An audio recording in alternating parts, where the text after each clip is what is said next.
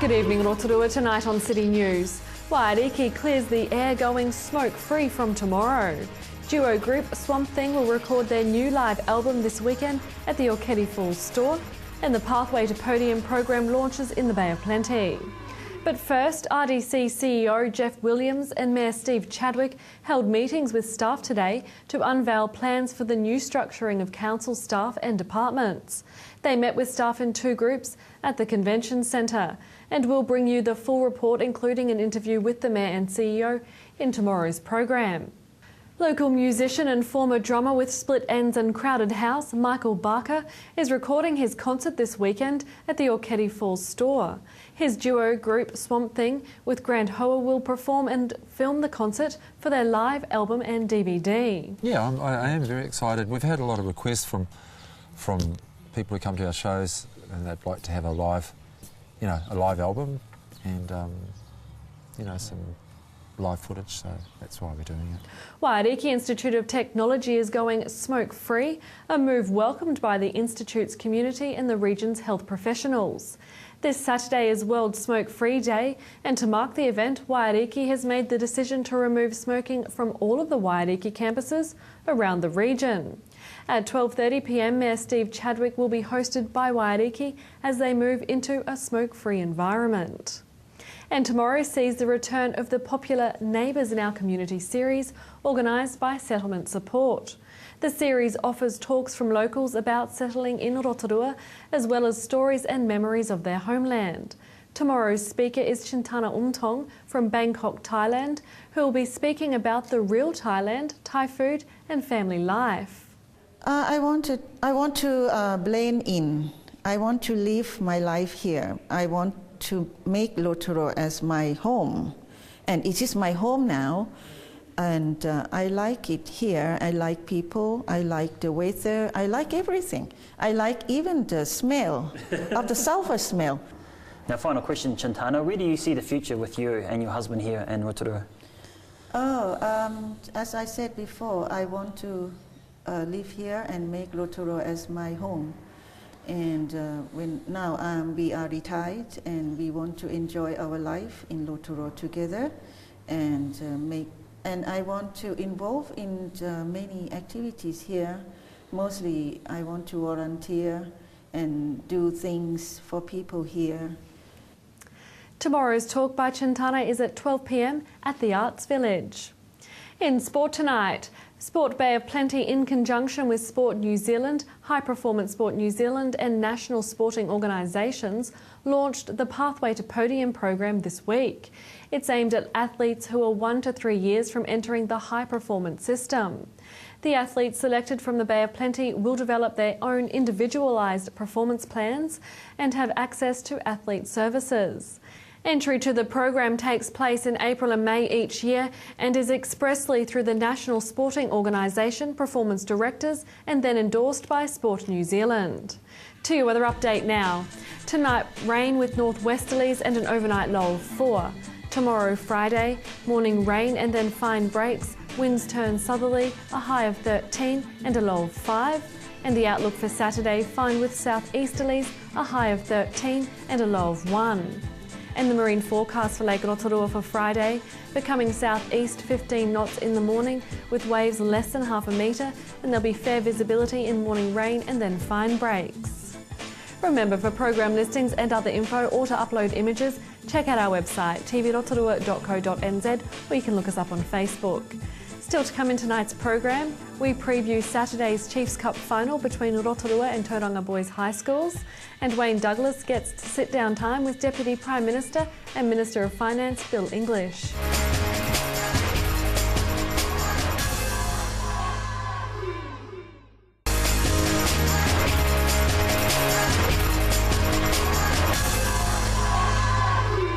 Kia ora everybody, I am at Rotorua Boys High, their #1 rugby field where all of the action takes place. The trainings take place for the first 15 to help them get to where they've got. They've just got into the final for the Chiefs Cup. This is Craig Hodge, their assistant coach. Craig, you must be very pleased. Yeah, really pleased. The boys put in a huge effort on Saturday, and they really just didn't let Hamilton into the game. So Craig, you're really pleased with the win. Obviously, a lot of effort has gone into getting you into the final. What's it going to take to get you through? We're just going to keep doing things the same. We've got a few systems in place, and we're just going to continue to build on them and work with them. And I think if we can just keep our game plan similar to the weekend, we'll come out on top. The boys are very confident, and we just keep doing what we're doing. Yeah. So Craig, the win has obviously set you guys up well. You know, you've got that psychological edge now. It's a bit of a good thing to be beating the world champions. So what are you going to be, telling yourself before you go onto the field as a team? Oh, just to keep focused on the job at hand. We're playing a televised game, so it's forget about that. Just there's a job to be done. It's on the paddock, and you have 70 minutes to do it. And stay focused, basically, is the message. So where is it going to be played? We're playing at the Rotorua International Stadium, so hopefully we'll get a good crowd out on Sunday afternoon. It's a curtain raiser to the Black Ferns Australia Test match. So, a pretty good stage. That is a good stage, and boy oh boy, if you love rugby, and even if you don't love rugby, get there, because we want to be supporting our boys. I mean, we've got two really great games to watch, and the Black Ferns Aussie, oh nice. Yeah, it'd be good to see some of the women's rugby in town, and I'm sure even the boys could learn a thing or two from them as well. But just really looking forward. The boys are excited, and to play on that ground, it's a privilege, really. It's a lovely ground, and it's well looked after, and it's home. Yeah, it is home for us. Yeah, so Tauranga boys will have to come, and we still see it as a home ground for us. Yeah. Absolutely. So tell me a little bit about some of these new boys that you've got. You've brought them in. How are they playing? Really good.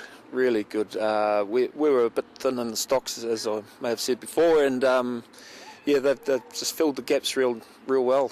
And I don't want to say too much in case anyone sees it, but you don't want to let the opposition have any inside info. Yeah, that's right. But basically, these guys have just slotted in, and they're doing the job required, and they're getting better every week. Nice. Yeah. So you mentioned before that it was a televised game, and you're trying to put that to the side. What kind of messages are you giving the boys before they go on? Oh, just to, again, focus at the job at hand. We're there to do a job, and that's to beat Tauranga boys, and we'll only do it if we focused on the game. So I guess there's a real rivalry with Tauranga boys too, isn't there? When was the last time you beat them? I think that was 2 years ago. Yeah, so they got up on us last year, and so we're looking to sort of return the favour. Return the favour. Have you been having a look at their team? What do they look like? Yeah, they're progressing pretty well. I mean, they are finalists after all, so we won't take them lightly. I guess a lot of people thought we wouldn't make the final, having to come up against Hamilton last week, but we're there, and we want to finish the job now. Nice. So what time is it? When do people need to get to the stadium to support? Our kick-off's at 3:40, so yeah, it'll be awesome to see everyone get down there and get behind us. Hopefully we'll have a lot of local support. Awesome. Well, thank you very much. Good luck to the boys. Thank you. And again, if you can get down to the stadium, 3:40 kick-off, get there and support our boys. Awesome stuff. Kia ora koe. Thank and you. Good luck. Thanks. So I've got a couple of the boys here now from the first 15. I've got Isaac and Jesse. They're going to be telling me a little bit about how it's going to be. How are you feeling, Jesse? Good. Yeah. Excited? Yeah, really excited for this week. How did it feel to beat the world champs last week? Oh, can't really describe the feeling. It was we sort of come in and It was good stuff? Yeah, it was a good feeling. And so Tauranga boys, you know, they're a known enemy. They're like the nemesis of Rotorua Boys High. How are you feeling about this game? Are you nervous?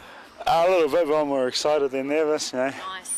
Haven't beaten these guys in a while, so it'll be good to go out there and show what we got. Yeah, you look like you're pumping. You're ready for action. Yeah. Nice. Kia ora, Jesse. Isaac, you're the captain, so we don't want to let any of the game plan away, but, you know, in terms of your psychological edge and the messages that you're trying to put into your team, how are you guys feeling and what are you trying to do to get the boys ready? Oh, we've just been trying to emphasise on being patient through our structures and our systems, just believe in our systems and just be patient because they do work and they showed on the weekend just gone. Yeah. So, as the captain, do you feel a lot of pressure? No, not really. We've got a good bunch of young boys. They all help out in areas that we all can do, and yeah, just makes it a lot easier. Awesome. Well, thank you, boys. Thank you for the time. Good luck. Kia kaha. Nice to speak with you. See. Awesome. So take the well wishes of Te Rotorua, and I'm sure the whole of Rotorua with you fellas on the field. Kia kaha. Kia ora, boys. Cheers.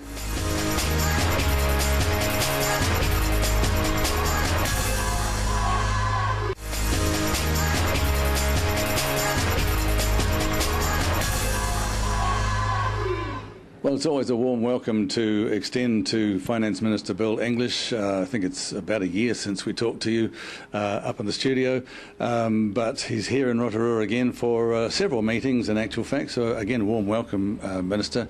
A little bit of a rundown as to what brings you this time. Well, I always like to get back to Rotorua. I actually come here quite a bit, got friends here, always used to bring our children here in Easter. And spent many hours on the old Hydra slide. So it's one of my favourite places in the North Island. You won't be doing that this time? Not this time, no. This time it's business. So I'm doing a whole round of briefings after the budget, and I've come to the Rotorua Chamber of Commerce regularly for the last 3 or 4 years, and I enjoy that. And it's it's important for us to have the opportunity to connect the big picture for New Zealand with the reality for people who are working in businesses, running businesses, to check that we're doing the kinds of things that are going to support them. And I'll also be talking to a broader group today of people who deliver public services, because that's where we spend 70 billion of public money. Sure.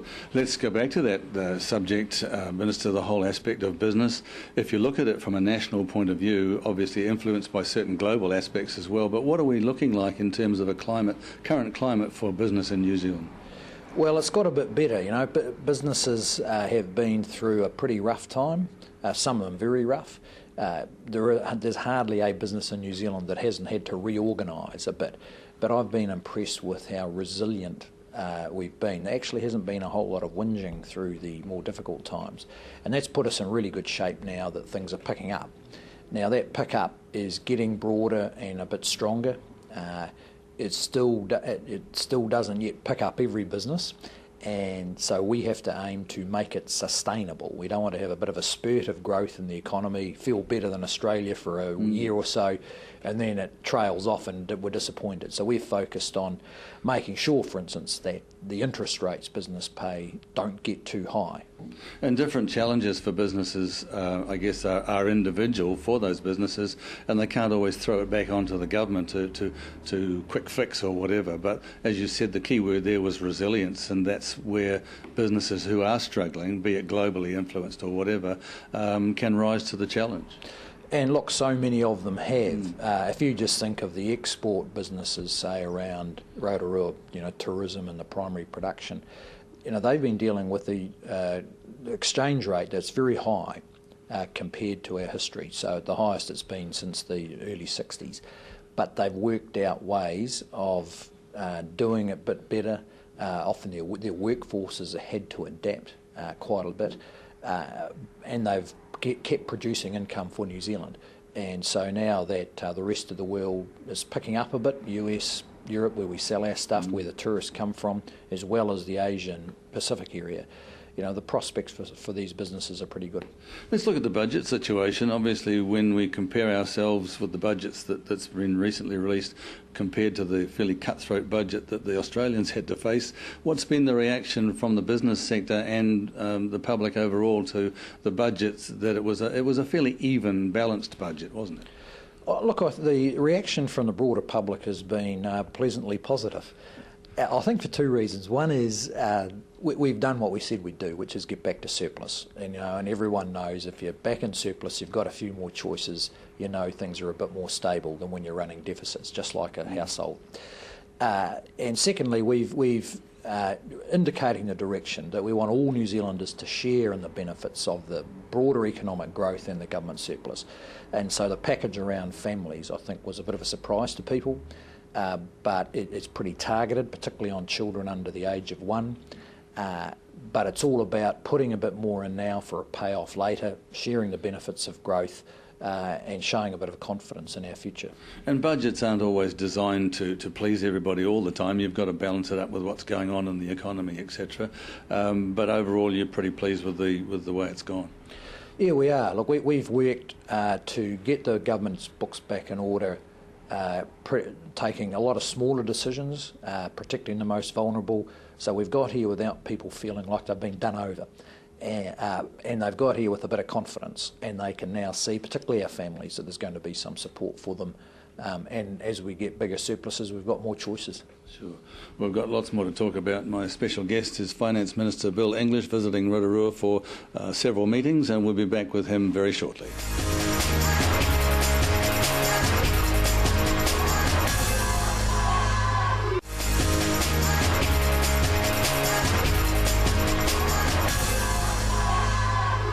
My guest here on City News is Finance Minister Bill English in Rotorua for several meetings with the economy and business, I think, being focused on. But let's look now to the election. We've got election year. It's always a lot of fun for you guys, we know that. But if you had to go out there today and talk about how New Zealanders are reacting to government and what's going on in Parliament at the moment, what would be your comment? Oh, look, most of them don't take much notice, and I think that's pretty healthy. You know, we don't want government to be too important to people. And then there's people who do, you know, follow the news a bit, and they've seen some pretty messy stuff in Parliament. I don't think it's much worse than it's ever been. You always get some pre-election tension, and the public, I've found, are very good at discriminating between those things that are kind of entertaining or bad behaviour from politicians, and those things that really matter to them. And we spend time on the issues that matter, and it's about jobs and incomes and health and education and a safe community. And you know, we don't get distracted by a bit of the political byplay. I want to throw a little something into the mix here with regard to leading up to elections, and it happens even in non-election years where Colmar-Brunton polls will come out, etc.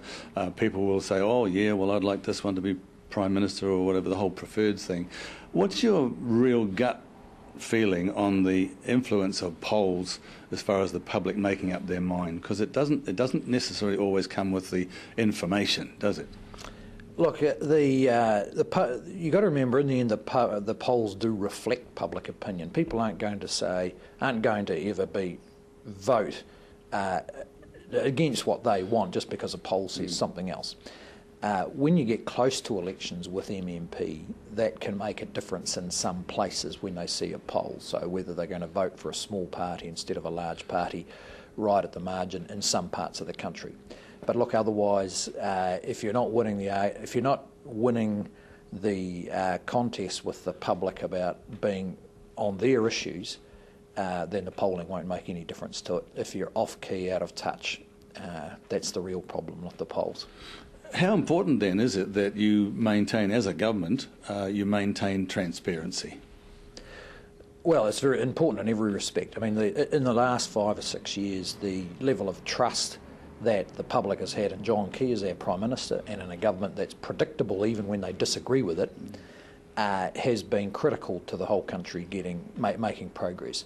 So transparency about how you spend public money, whether you keep your promises, dealing directly with the issues as the Prime Minister does every day with the media is all part of maintaining that trust. Between now and election time, what do you see for you as government? What do you see as the biggest challenges? I think the biggest challenges are the biggest challenge for us is simply to earn the support of voters again. They don't look back. Whatever gains have been made, people have every right to bank those. That's how it should be. We should have done a good job. Well, we have. And now they want to know whether the government can help support them to realise their aspirations over the next 3 years, and we've just got to reach as many New Zealanders as possible, laying out our view for the future. One of the things also I'm quite keen to get your thoughts on, Minister, and that is that various elections around the world over the last couple of years have seemed to focus on really trying to get the younger voters out and saying, hey, you need to have a say. Is that going to be the same here? Yes, it is. I've been really pleased to see quite a high level of political interest from younger voters. certainly in the National Party, we've got more young people turning up to help us out than we've had for 20 years since I've been in politics. And that's partly the direct appeal of the Prime Minister. It's partly that there are more tools now, like social media, for reaching them. There's always going to be a group of young people who just can't be bothered or don't think it makes much difference. But I think there's an increasing number of young people who can see there are some choices, they can have some influence, and we want to build on that. But it's pretty hard work for politicians. The 23-year-olds don't go to public meetings, they don't watch the news. The best place actually I found to meet them is in the workplace. Yeah, and I was also going to throw in there, of course, the younger people now, everything's on a phone or a tablet or the web, so I guess that's important for you guys as well, or any political party for that matter, in 2014. It is. You've got to be there. And of course, in trying to get onto their phone, you're competing with all their friends on Facebook, you're competing with the banks, you're competing with with YouTube, you're competing with Twitter, and you've got to be pretty sharp. And politicians, frankly, are learning the skills of social media, and that's why we've got to listen pretty carefully to how young people talk about things and how they communicate, because these days you can just completely miss them. Because nowadays it's a different language totally, isn't it? Well, a bit of a different language, and very few of them, for instance, read a daily newspaper. And even my generation of politicians has been brought up on daily newspapers. Well, you could be there every day saying fantastic things, and 2/3 of the young people in New Zealand would never hear from you. So, we've got to change the way we do business to fit with the way they live their lives. Sure. Just finally, let's look at as we get closer, obviously there'll be more detail in the media with regard to various parties and who's in there, with regard to their caucuses and so on. But as on this day here today, are you confident that you've got a caucus and a party that can carry on doing what you're doing successfully? Yes, I am actually, and I think it's one of the reasons the government's been able to hold quite high levels of public support, even in year 6 of being in government. But it's people like Todd McClay, who came in pretty recently, competent, grounded, close to their communities. New portfolios too. New portfolios. Well, he's been promoted up to a minister, but we've got a big pipeline of talented, energetic people who are well in touch with their communities as well as understanding the national issues. And I'm really quite optimistic that if we can get elected, we'll have an energetic, forward-looking government. Sure. Always a pleasure to have you here in Rotorua, and hope the visit goes well, and thanks for your time. Thank you. It's a pleasure to be here. That was Deputy Prime Minister Bill English speaking to Wayne Douglas during his visit here last week. If you have any news or an event that TV Rotorua can support, give the station a call on 07 3488 984 or email news@tvrotorua.co.nz. Thanks for joining us tonight. Ko Maria.